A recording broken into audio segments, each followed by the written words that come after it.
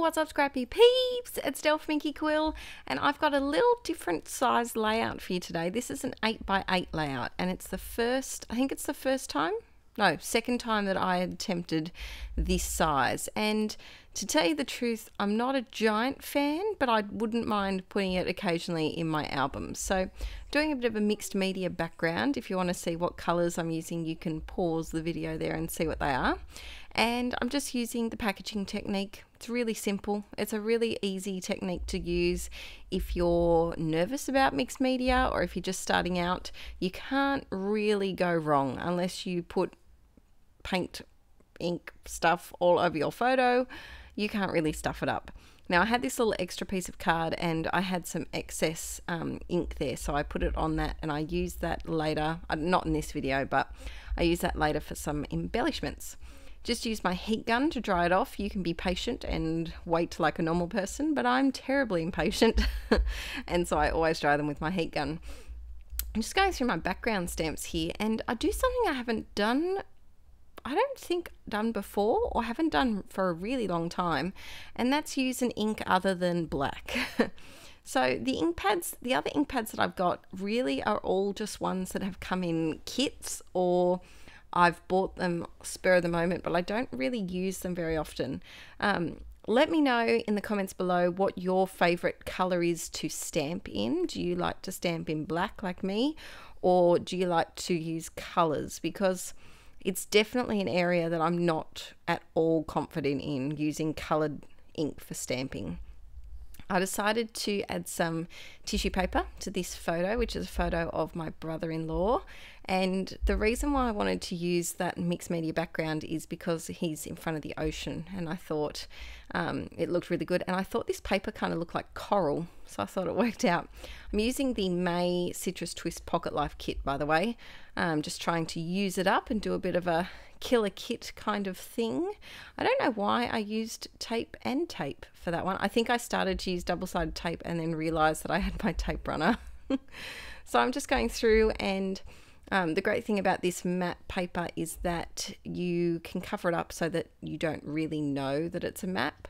I'm just sorting through my layers, and I'm a bit rusty on the old square layout. Now that I do 9x12 album, most of the layouts that I do are a rectangle shape. So most of them are a 9x12 or an 8.5x11. I do like to dabble in the 6x12 inch layouts, but yeah, it's been a while since I've done a square one. I'm just adding a doily from my stash, and sorry about the lighting going in and out. It just wasn't reacting well to me flipping that photo over. Adding some tape, because tape runner is not your friend on doilies. Don't try and use a tape runner on a doily. You will rip it and you will be sad, because that's what has happened to me many times. So I added my picture, and I wanted to use this puffy sticker about simplicity because, I don't know, it just looked like, you know, man and his best friend. And I just thought it was the simple little pleasures in life. This is their new puppy Dexter, and he's very adorable. We've gotten to meet him, which was fun. I'm cutting out a little tag from the paper, and of course I can't leave a tag without baker's twine. I just can't do it. It just looks naked, and I can't have a naked tag on my layout. Adding some tape to this one, and I'm going to layer that puffy sticker as well as some little bits and bobs from my stash, because I felt like it needed, the tag was quite big compared to the layout, and the puffy sticker was big, and I felt like I just needed some more embellishments. Now you can see my tag has shrunk a little bit, just a little bit. I was initially going to put my journaling on the tag, but then I decided against it and instead do my journaling straight onto the page, which is why I was able to cut it down.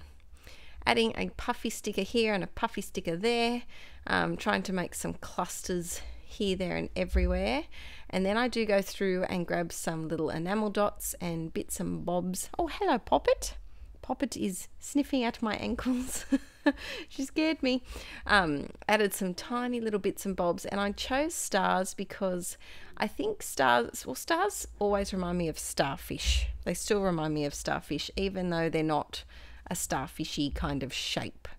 adding my journaling here, and I'm just using a Pilot pen. I think it's the G2. Any pen will do. And oh, that's right, I do some stamping up the side of my page, and I actually really like this technique. I'm definitely going to do it again. I have done it before where I've done stamping on a Project Life card all around the outside. I think it was for a Citrus Twist layout, maybe quite recently actually. But this one I just do it on one side, and I really enjoy it. I decided to add a little bit of extra glue to these alphas because they weren't sticking fabulously, especially on that inky background. They don't tend to stick as well. So now I'm adding the last of the little stars and things, I think. Oh, I'm adding little dots, little tiny dots. I decided that it needed a full stop. I don't know why. I think it felt like it was floating a little bit.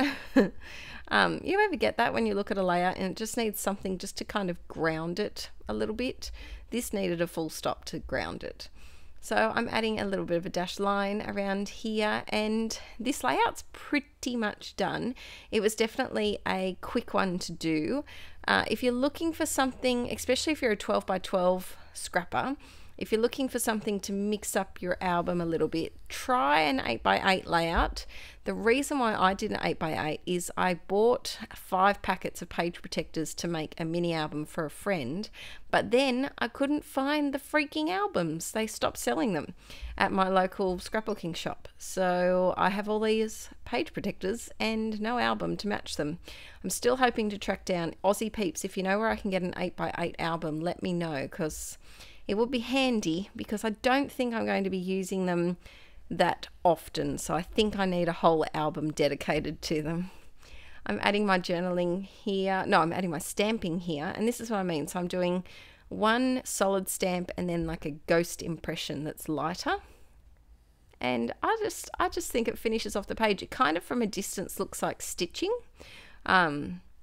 And I was contemplating doing it the whole way around, and then I wondered about doing a second line and I decided against it, and then I wondered about a doodly border. I was just umming and ahhing a lot this day. I had one of those days, peeps, you know, when you just can't decide on what you want to do. Look, the pen's going here, the pen's going there. Do I do it? Do I just play with things on my table? And I think I call it quits. Yep, that's it. Put the pen down, Adele, and walk away.